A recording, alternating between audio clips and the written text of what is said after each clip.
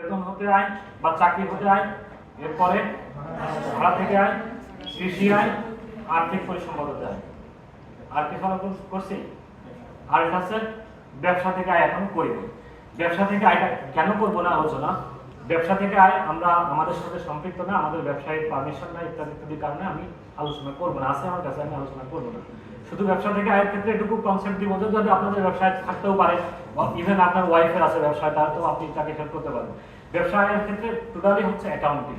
আপনার ব্যবসায় কত আয় হচ্ছে সেটা একটা, এর খাতে কি কি খরচ হচ্ছে সেটা একটা অ্যাকাউন্টিং দিয়ে ক্যালকুলেট করা হয়। এরপরে আপনার যদি বুকস অফ অ্যাকাউন্ট না রাখেন, আপনি যদি অ্যাকাউন্টিং মেনটেন না করেন, তাহলে 1/3 খরচ দেওয়া হয়। আপনার যে সেলস হয়েছে সেই সেলস থেকে 1/3 আপনি খরচ পাবেন। যদি বুকস অফ অ্যাকাউন্ট আমরা বলি, যদি নো অ্যাকাউন্ট হয়, যদি অ্যাকাউন্ট মেনটেন না করে তাহলে 1/3 খরচ পাবে। যদি অ্যাকাউন্ট মেনটেন করে তাহলে অ্যাকাউন্টের যে যে বিষয় চার্জ করছে আমরা ভেরিফাই করে দেখি ওই চার্জগুলো ঠিক আছে কিনা, ডকুমেন্টেশন ঠিক আছে কিনা, থাকলে তার ব্যবসায় থেকে লস হতে পারে, ইভেন লাভ হতে পারে, আমরা সেটি মেনে নিই। ওকে, এই জন্য আমি ব্যবসায় নিয়ে আলোচনা করছি না। আপনাদের ক্ষেত্রে কেউ প্র্যাকটিস করেন, প্রাইভেট প্র্যাকটিস এরকম তো আছে কেউ, তাই না? জি স্যার। তাদের ক্ষেত্রে এই ব্যবসা আয়ের অংশ, এটাকে এই হেডটার নাম ব্যবসা বা পেশার আয়। তাহলে আপনাদের ক্ষেত্রে বলি যে আপনারা হয়তো পেশেন্ট দেখেন, ডাক্তার তো সবাই, তাই না? তাহলে আমরা যেটা নরমালি করি, আমরা 1/3 খরচ এখানে দিয়ে থাকি। কারণ কি, আপনারা যে চেম্বার করেন, চেম্বার করতে যে আসলে বেসিক্যালি আপনার খরচ কি হয়? না, জিরো না, একদম। আপনার তো একদম অ্যাটেন্ডেন্স আছে না, তার স্যালারি দেন। হয়তো আপনি যেখানে চেম্বার করতেছেন ওখানে বাড়ি ভাড়া আপনার দিতে হতে পারে, তাই না? এগুলো আছে, যাতায়াত থাকতে পারে, ইত্যাদি থাকতে পারে। যদি এগুলো আপনি প্রপার ডকুমেন্টেশন দিতে পারেন তাহলে আমরা সেগুলো মেনে নেই। না হলেও আপনাকে 1/3 খরচ আপনারা পেয়ে থাকেন। মানে যা আপনি বলছেন যে আমি প্রতিদিন 10টা নতুন রোগী দেখি, 5টা পুরাতন রোগী দেখি, এই বছর পর বছরে 300 দিন দেখি, তাহলে সেই হিসাবে আমরা করি যে টোটাল আপনার রিসিট কত, সেই রিসিটের উপর আপনাকে 30% খরচ আমরা দিই, 1/3 খরচ আপনি পেয়েছেন, বাদ বাকিটা আপনার ইনকাম। আপনাদের ক্ষেত্রে আমরা যেটা করি, একটু মানে গোপন রহস্য দিয়ে দিই। যদি আমরা এরকম বুঝতে পারি যে উনি অনেক হাই প্রোফাইল ডাক্তার, উনি প্রতিদিন 100 রোগী দেখছেন, কিন্তু উনি যখন আমরা লোক পাঠাচ্ছি উনি বলছেন না, রেজিস্টার মেনটেন করেন না, রেজিস্টার আমাদেরকে দেখাতে চান না, নরমালি আমরা যে ট্রিক্সটা অ্যাপ্লাই করি, আমরা হয়তো কোনো একদম ওই দিনের শেষ সময় সিরিয়ালের জন্য ফোন দিই রোগী হিসেবে, যে আপনার একটা সিরিয়াল লাগবে, তো অত নম্বর, কত নম্বর সিরিয়াল? 97। তখন আমরা ধরে নিই যে উনি প্রতিদিন 100 রোগী দেখেন, ঠিক আছে? তো নরমালি ডাক্তারদের সাথে ইনকাম ট্যাক্স ডিপার্টমেন্টের খুবই ভালো সম্পর্ক। না, নো ক্লাস না, কখনোই ক্লাস না। স্যার এখানে একটা প্রশ্ন আছে স্যার। স্যার ধরা যাক যে স্যার আমি একদিনে 50টা রোগী দেখছি। জানি প্রশ্ন আসবে। আমরা তো এই সমাজেরই অংশ, আমরা জানি এই রোগীর মধ্যে আপনারা কোন রোগী, অনেক ডাক্তার আছে তার মূল যে ফি জানবেন তার চেয়ে বেশি ফ্রি রোগী দেখেন। অনেক ডাক্তার আছে আত্মীয় স্বজন আসে। আমার ইনকাম ট্যাক্স ডিপার্টমেন্টে আমরা কার্ড দিয়ে কোনো রোগী পাঠাইছি, কোনো ডাক্তার ফি নিয়েছে এরকম চোখে পড়ে না, খুব কম। কারণ তারা আমাদেরকে সম্মান করে। কি কারণে সম্মান করে? আসলে তো ওই যে গিভ অ্যান্ড টেক। হয়তো আমার ট্যাক্স ফাইলটা আমার কাছে আছে, তার আমার কাছে সে যদি বাংলায় বলি ধরা আছে, এই জন্য আমি কোনো পেশেন্ট পাঠালে সে না এই আপদ বিদায় করো, ইনকাম ট্যাক্স ডিপার্টমেন্টে পাঠায় তাড়াতাড়ি আপদ বিদায় করো, উনি যতক্ষণ বসে থাকবে আমার ব্যবসায়ের সব তথ্য নিয়ে যাবে, তার সোনাকে আমি বিদায় করো। মানে কি, আমাদের নরমালি আমরা ডাক্তারদের সাথে আমাদের, যেহেতু আমাদেরও ডাক্তারের কাছে যেতে হয়, তাদেরও আমাদের প্রতি বছর একবার আসতে হয়, সবসময় উইন উইন সিচুয়েশন, কোনো কখনো কখনো ঝামেলা হয়েছে এরকম মনে পড়ে না আর কি, সেটা সবসময় আছে এবং থাকবে। তো সেগুলো আমাদের নলেজ আছে যে আপনারা ফ্রি রোগী দেখেন, আত্মীয় স্বজন দেখেন। ইভেন আমি যেদিন ইন্সপেক্টর পাঠিয়েছি সেদিন হয়তো আপনার 100 রোগী ছিল, ওই দিন হয়তো আপনি 7-8 দিন বা 1 মাস ট্রেনিং এ ছিলেন, এসে পড়ছেন, ওই দিন আপনার 100 রোগী হয়েছে, আমি সেই দিনই ইন্সপেক্টর পাঠিয়েছি। এরকম ঘটনা করতে পারে, কিন্তু আসলে আপনার প্রতিদিন রোগী হ্যাঁ একদম। তো এইগুলো আমাদের কনসিডারেশনে আছে, আমরা এগুলো বিবেচনা করি। ওকে, এখন যদি এরকম হয়ে থাকে যে আমি গাড়িতে উঠছি, আপনি আমার পা পড়ায় ধরছেন, আমি পরে বুঝছি যে এটা ডাক্তারকে আমি ধরবো, এটা এক্সেপশনাল কেস, মানে আমরা ইচ্ছে করে আপনাকে ধরবো। আমি যদি 100 জায়গায় আমি বলি যে 200 রোগী আপনি দেখেন, আপনি এখন প্রমাণ করেন, আপনি ট্রাইব্যুনাল দেওয়ায় প্রমাণ করে আসেন যে আমি 200 রোগী দেখি না।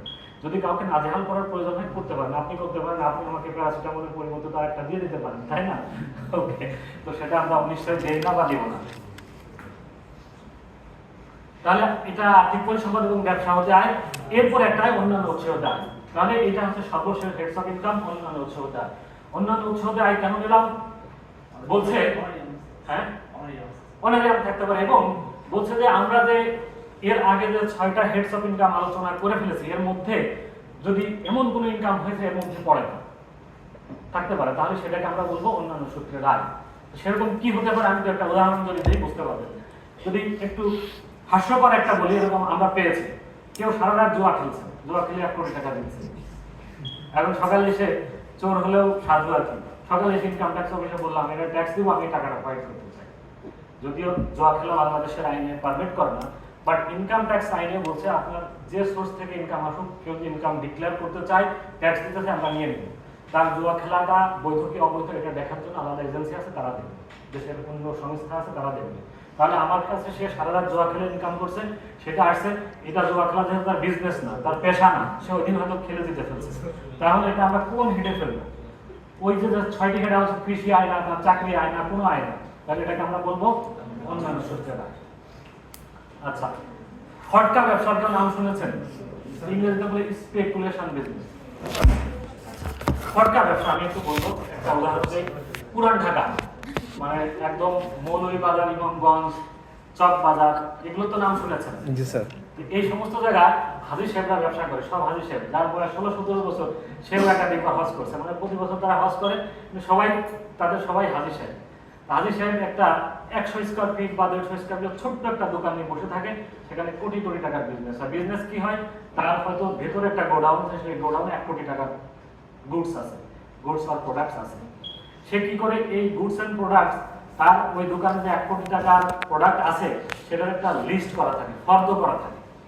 তো হাজি সাহেব যদি বলে যে আমার এই দোকানে 1 কোটি টাকার প্রোডাক্ট আছে, তাহলে ওখানে 1 কোটি টাকার 1 টাকা বেশি আছে সেটা কম নয়, মানে তাদের কথার গুরুত্ব এতটা বেশি এবং তাদের বিজনেস ইথিক্স এতটা স্ট্রং।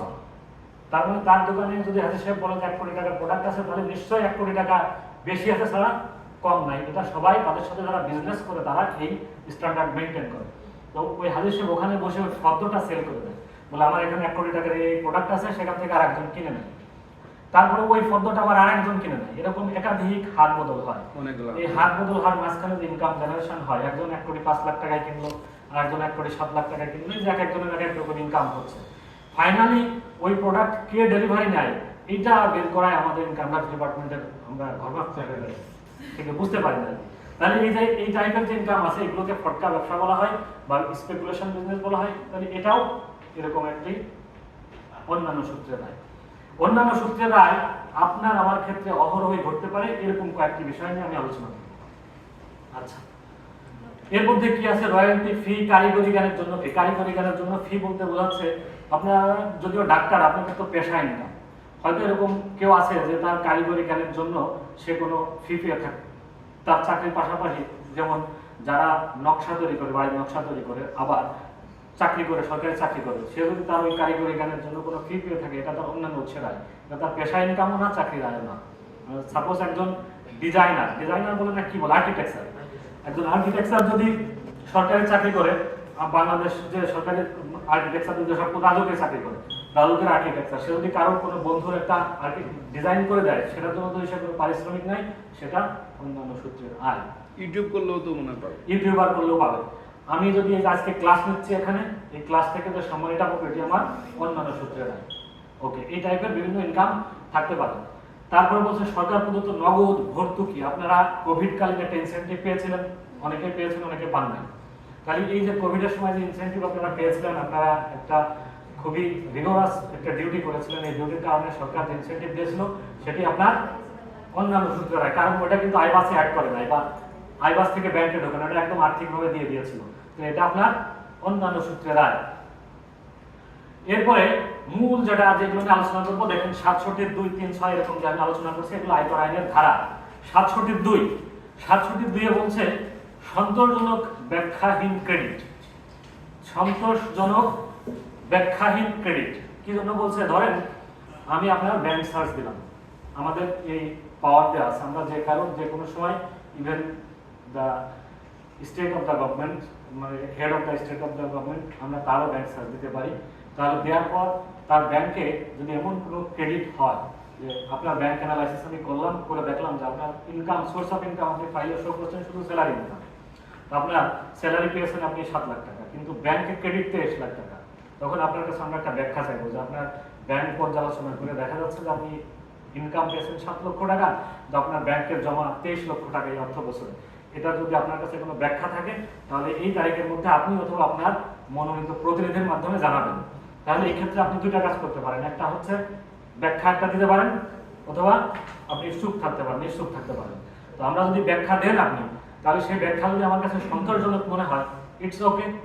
আর যদি সন্তোষজনক না মনে হয়, তাহলে আপনার ওই যে অতিরিক্ত ব্যাংক জমা সেটাকে আমরা ইনকাম হিসেবে ট্রিট করবো। সেই ইনকামটা হবে অন্যান্য সূত্রে।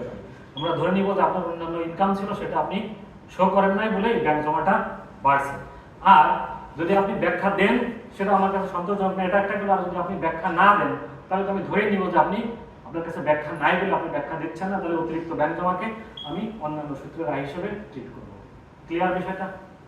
ওকে। এটা তো আমার ব্ল্যাক মানিও হতে পারে স্যার। হতে পারে ব্ল্যাক মানি হলে অন্য ডিপার্টমেন্ট দেখবে। ইনকাম ট্যাক্সের ব্ল্যাক মানি, হোয়াইট মানি, মানে ট্যাক্সের ক্ষেত্রে কোনো ম্যাটার করবে না। আমি সব যা দিব আমি সব ট্যাক্স দেব। ওকে, তাহলে এই জন্য বলছে সন্তোষজনক ব্যাখ্যাহীন ক্রেডিট।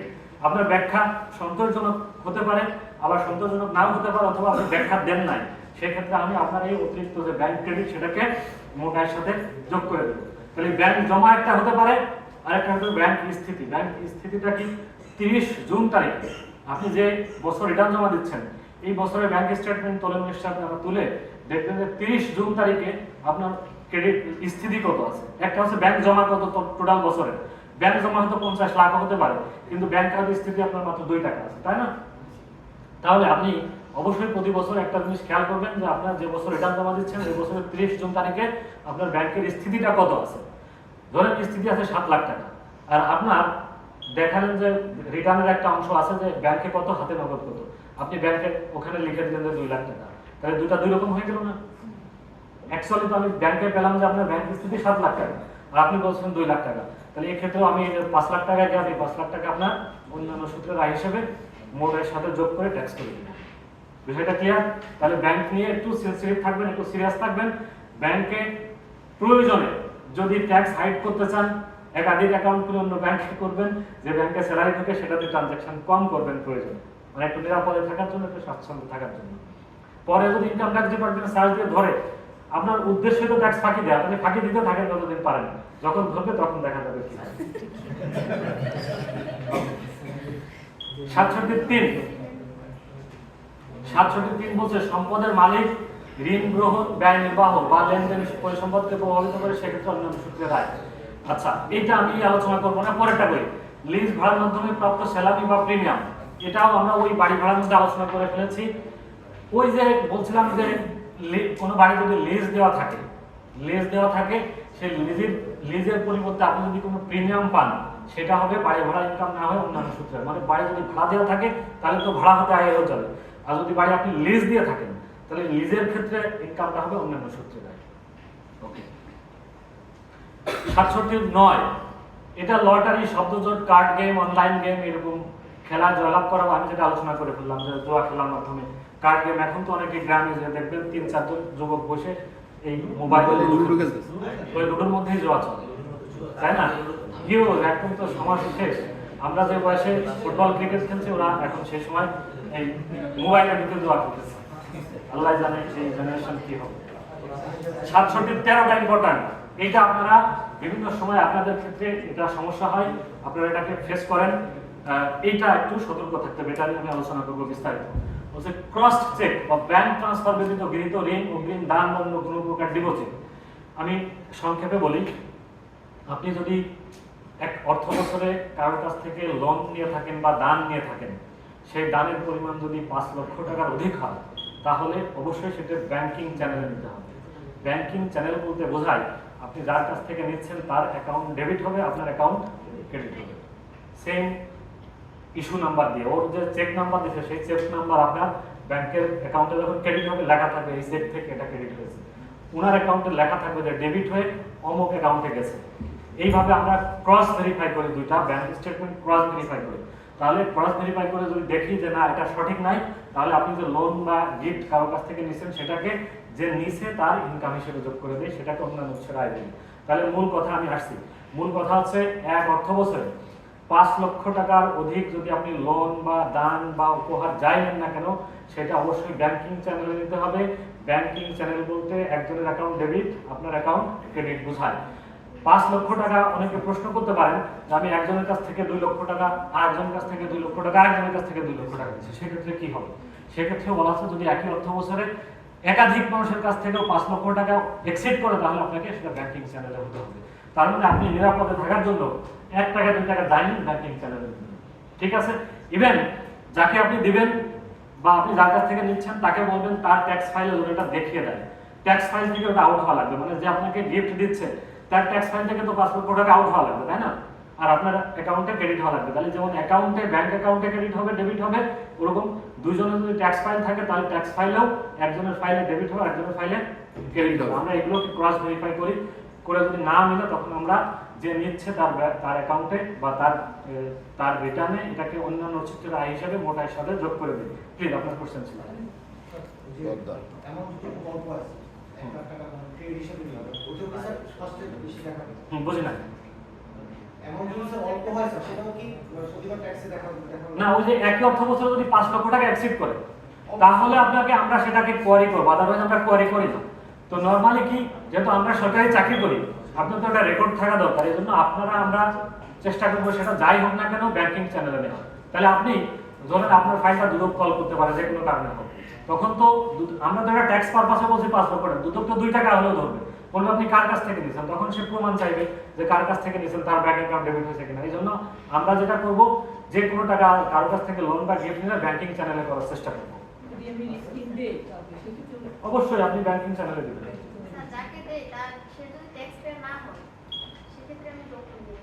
ট্যাক্স পেয়ার যদি যাকে দিচ্ছেন তাহলে তো আপনার তারটা তো দরকার নেই, আপনি তো দিচ্ছেন আপনার অ্যাকাউন্ট ক্রেডিট ডেবিট হলেই তো হলো, আপনারটা শুধু থাকবে।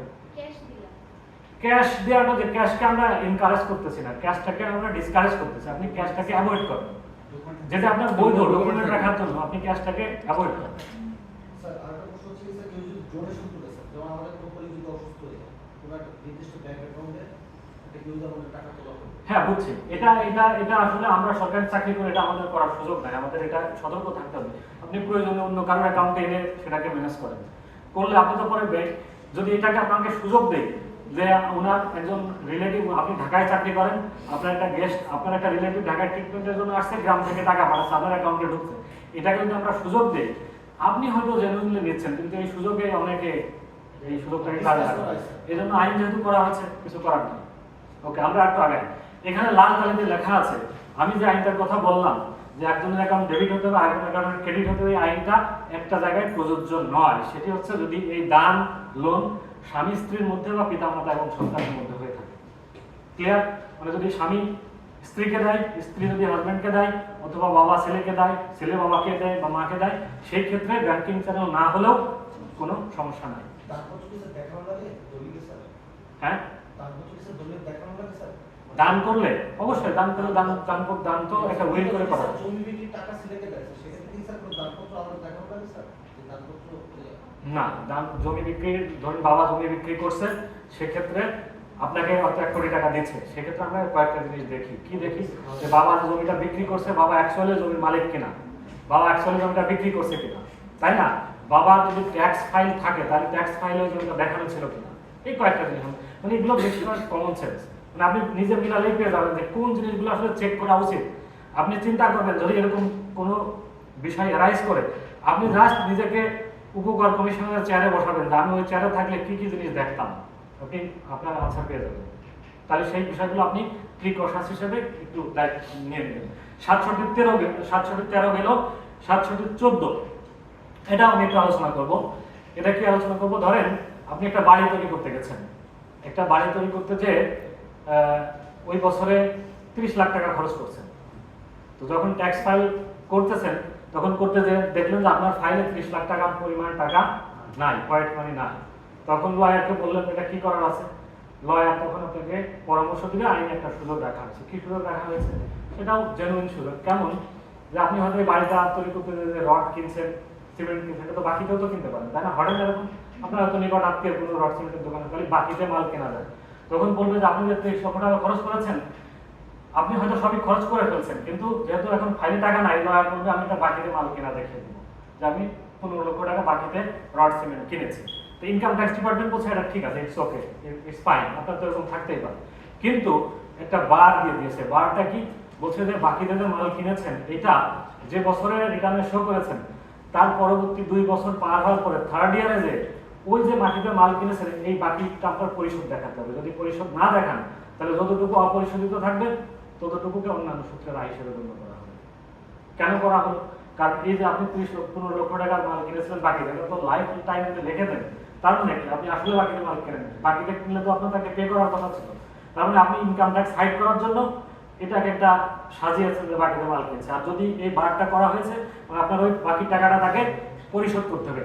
2 বছর পরে থার্ড ইয়ারে যদি দেখি যতটুকু অপরিশোধিত আছে ততটুকুকে আমরা অন্যান্য সূত্রের আয় হিসেবে মোটের সাথে যোগ করে দেবো। এইটা আপনাদের ক্ষেত্রে ঘটে, কি কারণে ঘটে আমি বলি। আপনারা ম্যাক্সিমাম ক্ষেত্রে লয়ারকে দিয়ে ফাইল করান। লয়ারকে কখন ফাইল দেন? যে দিন রিটার্ন জমা দেওয়ার শেষ দিন তার 2-3 দিন আগে দেন। উনি আপনাকে ফোন করতেই থাকে, অনেক সময় বিরক্ত হয়ে ফোন করা বন্ধ করে দেয়। পরে আপনি যখন দেখেন যে আর সময় নেই যে ওনাকে দেন। তা এরকম ঘটনা ওনার হয়তো 1000 ক্লায়েন্ট আছে, 1000 ক্লায়েন্টের 500 ক্লায়েন্ট যদি ওনাকে 2 দিন আগে দেয় উনি কয়টা ফাইলে কনসেন্ট্রেট করবে বলেন? সম্ভব ওনার পক্ষে? উনি তো হিউম্যান। তো ম্যাক্সিমাম ক্ষেত্রে এরকম যারা লয়ারকে দিয়ে করান লয়ারের কাছে বছরের শেষে মানে শেষ 3-4 দিনে 500-600 ফাইল জমা হয়। তখন স্যার এগুলো চেক করতে পারে না যে কবে কোন বছরে বাকিতে মাল কেনা দেখাইছে উনি, এটা আমার কোন বছরে যেটাকে উইথড্র করতে হবে এটা ওনার মাথায় থাকে না। তখন আপনারা পড়েন বিপদে। তাহলে এই ক্ষেত্রে আপনি আইনটা জানা থাকলে আপনি আপনার লয়ারকে গাইড করতে পারবেন যে এই আমার এরকম একটি বিষয় আছে, আপনি এটাকে অবশ্যই কনসিডারেশনে নেবেন, নিয়ে এটা সমাধান করবেন। তাহলে এটা জানা থাকলো যে যদি লয়ার বাকিতে মাল কেনা দেখায় তাহলে এটা 2 বছরের পর থার্ড ইয়ারে এটাকে পরিশোধ দেখাতে হবে, না হলে এটার উপর ট্যাক্স হয়ে যাবে। লয়ার প্রসঙ্গে একটা গল্প বলি, এটা মানে অনেকক্ষণ গল্প ছাড়া চলছে তো গল্পটা লয়ারের সাথে খুবই প্রাসঙ্গিক এবং ইনকাম ট্যাক্সের সাথে প্রাসঙ্গিক। কিরকম 3 বন্ধু, এরা প্রাইমারি হাই স্কুলের বন্ধু, একদমই ছোটবেলার বন্ধু। তো ইউনিভার্সিটি লাইফে একজন মেডিকেলে ভর্তি হয়েছে ঢাকা মেডিকেল কলেজে, একজন বুয়েটে ভর্তি হয়েছে, একজন ঢাকা ইউনিভার্সিটি লতে ভর্তি হয়েছে। 3 জনই 3 জগতের সেরা স্টুডেন্ট। তো পড়াশোনা শেষ করে 3 জন প্রফেশনাল লাইনে চলে গেছে, একজন ডক্টর, ইঞ্জিনিয়ার এবং লয়ার। এরা প্রতিদিন টিএসসিতে এসে বসে গল্প করে সন্ধ্যায়, তাদের কাজ শেষ করে সন্ধ্যায় বা রাতে এসে বসে টিএসসিতে গল্প করে, প্রতিদিনই আসে। এসে একদম তুমুল ঝগড়া হয় 3 জনের মধ্যে। ঝগড়া কি নিয়ে হয়? ঝগড়া হয় 3 জনই তার পেশা শ্রেষ্ঠ এটা প্রমাণ করার চেষ্টা করে। ডাক্তার বলে আমার পেশা সবচেয়ে ভালো, ইঞ্জিনিয়ারও বলে যে আমার পেশা সবচেয়ে ভালো, আমি তোমার স্টেথোস্কোপ যদি তৈরি করে না দিতাম তাহলে তুমি রোগী দেখতে পারতাম না। প্রকৌশলী তাই বলে যে আপনি যদি স্টেথোস্কোপ তৈরি না করতাম তুমি রোগী দেখতে পারতাম। আর ডাক্তার বলে যে আমি যদি স্টেথোস্কোপ ব্যবহার না করতাম তুমি তৈরি করতে কার জন্য, তোমার তৈরি করার কোনো প্রয়োজনই ছিল না। এখন লয়ার বলে যে তোমরা এই ঝগড়া করো এটা মেটানোর জন্য তোমার আদালতে যেতে হয়। এরকম 3 জনই তার পেশাটাকে শ্রেষ্ঠ এটা প্রমাণ করার জন্য তুমুল ঝগড়া করে আবার 3 জন বাড়ি চলে যায়, 3 দিকে চলে যায়। কিন্তু এত ভালো ফ্রেন্ডশিপের পরের দিন আবার আসে, পাশে থেকে বসে একজন এটা দেখছে যে 3 জন ভদ্রলোক প্রতিদিন ঝগড়া করে আবার আসে। কেন ঝগড়া হয় একটু বোঝার চেষ্টা করছে, পরে বুঝছে যে তাদের পেশার সুপ্রিমেসি নিয়ে তারা ঝগড়া করে। তো উনি বলছে যে আমি 3 জনের কাছে কথা বলছে বলে আমি আপনাদের এই বিষয়টা দেখছি অনেকদিন থেকে, আমি চাই এখানে একটা সুরাহা হোক, আপনারা ভালো ফ্রেন্ডশিপ কন্টিনিউ করেন। তো ওরা বলছে হ্যাঁ ঠিক আছে, আমরাও তো চাই, কে ঝগড়া করতে ভালোবাসে। তো বলছে ঠিক আছে, আগামীকাল আপনাদেরকে একটা টেস্ট দেওয়া হবে, এই টেস্টে ডিফাইন হয়ে যাবে কার পেশা সুপার। তো বলছে ঠিক আছে। পরের দিন আসলে 3 জনকে 3টা গরু দিয়েছে, দিয়ে বলছে গরু থেকে দুধ সংগ্রহ করবেন, যে বেশি দুধ সংগ্রহ করতে পারবেন তার পেশা শ্রেষ্ঠ। তারা রাজি হয়েছে। পরের দিন টেস্ট নিয়ে আসে, টেস্ট নেওয়ার পর রেজাল্টে দেখা গেল যে ডাক্তার যিনি 1 কেজি দুধ সংগ্রহ করছেন, যে ইঞ্জিনিয়ার উনি 1/2 কেজি করছেন, আর যে লয়ার উনি 250 গ্রাম দুধ সংগ্রহ করতে পারছেন। তাহলে কার পেশার শ্রেষ্ঠ তো বোঝা হয়ে গেল। এবং যে জাজ ছিলেন উনি লয়ারকে প্রশ্ন করছেন যে আপনি তো প্রতিদিন বেশি চাপার যোগ দেন, কারণ লয়ারদের তো একটু চাপার যোগ বেশি থাকে, তো আপনার এই অবস্থা কেন, মাত্র 250 গ্রাম দুধ বের করছেন। তো বলছে আমাকে যে গরুটা দেওয়া হয়েছিল এটা ছিল একটা সার। তো লয়ারদের কাজ হচ্ছে সার থেকেও দুধ বের করা। হ্যাঁ, আপনি ওর কাছে যাই দিবেন সে বলবে ঠিক আছে আমি করে দেবো, ঠিক আছে আমি করে দেবো। কিন্তু মাঝখানে যে আপনি বিপদে পড়বেন, ও আপনাকে এরকম বাকিতে মাল কেনা দেখাবে, লোন দেখাবে 10 লাখ টাকা, দেখে আপনি ট্যাক্স ফাইল সব করে দিবেন। এরপরে যখন ইনকাম ট্যাক্স অফিসার ধরবেন, এসে আপনাকে বলতে যে এই সমস্যা হয়ে গেছে, ইনকাম ট্যাক্স অফিসার টাকা ছাড়া কোথায় বলেন এত টাকা লাগবে ইত্যাদি ইত্যাদি, ঠিক আছে, এটা লাগবে ওটা লাগবে ইত্যাদি ইত্যাদি। তো আপনি যদি আইনগুলো জানেন তাহলে আপনার তাকে লয়ারকে গাইড করা সহজ হবে। আর আজকের ক্লাস শেষে আমি 80% কনফিডেন্ট যে 80% রিটার্ন আপনারা নিজেরাই করতে পারবেন।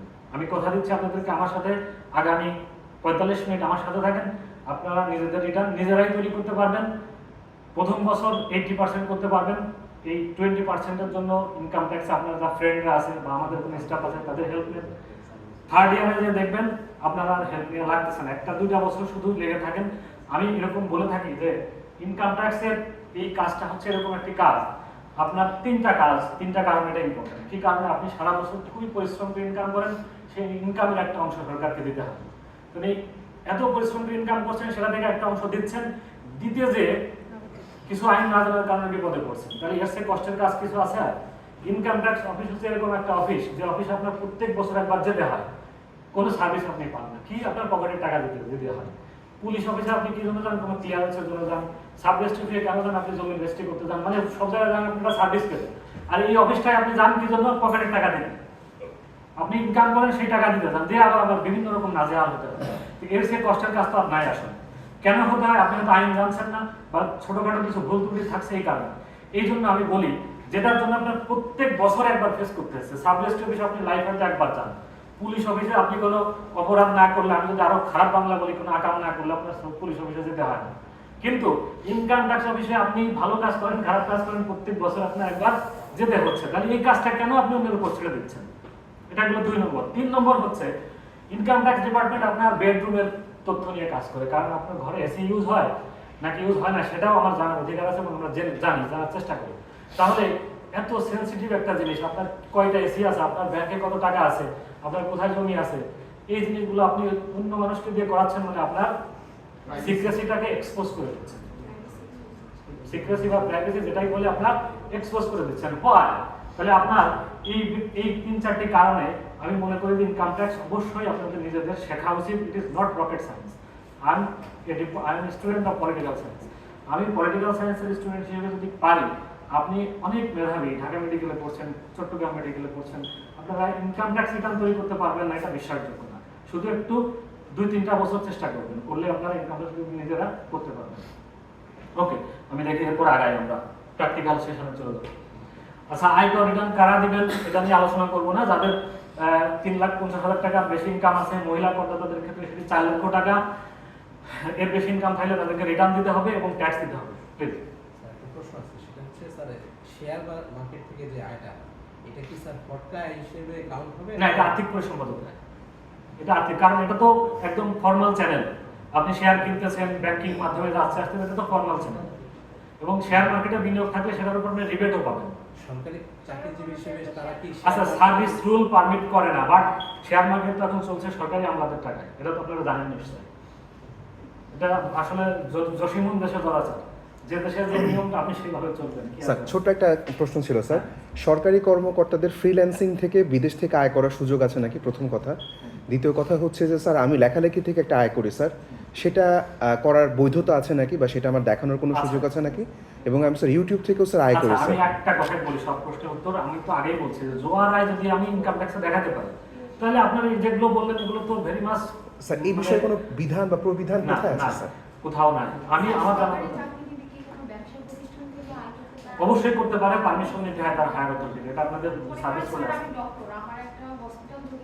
অবশ্যই আছেই তো, অনেক ডক্টর হসপিটাল অবশ্যই দেখাতে হবে, অবশ্যই এটা দেখাতে হবে। না দেখালে এটা ইনকাম ডিপার্টমেন্ট যখন এটাকে ধরবে, তখন এটা আপনার, যদি আমরা কোনো কনসিলমেন্ট মানে কর গোপন ধরতে পারি, তাহলে যে পরিমাণ ট্যাক্স হয় সেটা সমপরিমাণ আমরা জরিমানা করি, তখন অনেক টাকা ট্যাক্স বার্ডেন বেড়ে যায়। আমি গত মাসেই একজন ট্যাক্স পেয়ারকে, মানে তার আয় গোপন ধরেছিলাম 10 কোটি টাকা, এবং তার ওই সমপরিমাণ 20 কোটি টাকা তাকে ট্যাক্স ইম্পোজ করেছে, এবং এমন একটা সেন্সিটিভ ইস্যু পরের দিনে উনি পে অর্ডার করে দিয়ে গেছে। একদম যেদিন করেছে তার পরের দিন উনি দিয়ে যেতে বাধ্য হয়েছে, 20 কোটি টাকা পে অর্ডার করে দিয়ে যেতে বাধ্য হয়েছে। তাহলে উনি যখন এই জিনিসটা দেখানোর কথা হলো, তখন কিন্তু 10 কোটি টাকা দিলে 9,97,00,000 মতো, তখন 9,97,00,000 দিলে হয়ে যেত। এখন তাকে 19,95,00,000 এরকম প্রায় দেওয়া হয়েছে। তার আয় গোপন করার জন্য হিউজ পানিশমেন্ট হবে। আমরা একটু আগাই। তাহলে পুরুষ স্বাভাবিক করদাতা, আমি কয়েকটি শব্দ বলছি। পুরুষ স্বাভাবিক করদাতা, স্বাভাবিক কেন বললাম? অস্বাভাবিক করদাতাও থাকতে পারে। অস্বাভাবিক কারা? যদি কোনো থার্ড জেন্ডার থেকে থাকেন তাহলে তার জন্য কর্মমুক্ত আয়ের সীমা 4 লাখ। যদি কেউ 100 ফ্রিডম ফাইটার হয়ে থাকেন তার জন্য কর্মমুক্ত আয়ের সীমা 4,75,000। এরকম কয়েকটি ক্যাটাগরি করা হয়েছে। আবার যদি কোনো করদাতা ছেলে মেয়ে কেউ প্রতিবন্ধী থেকে থাকেন তাহলে ওই প্রতিবন্ধী ছেলের জন্য ওই করদাতার বাবা অথবা মা যে কোনো একজন তার কর্মমুক্ত আয়ের সীমা 50,000 বেশি হবে। মানে আমার যদি বা যে কোনো একজন লোকের তার কর্মমুক্ত আয়ের সীমা 3,50,000, তাই তো? যদি তার একটা ছেলে বা মেয়ে যাই হোক আল্লাহ না করুক প্রতিবন্ধী থাকে তাহলে তার কর্মমুক্ত আয়ের সীমা হবে 4 লাখ। মানে একজন যে বাবা বা মা যে কোনো একজন এটা সুবিধা নিতে পারবেন। ওকে, আমরা একটু আগাই। এগুলো কারা কারা বিধান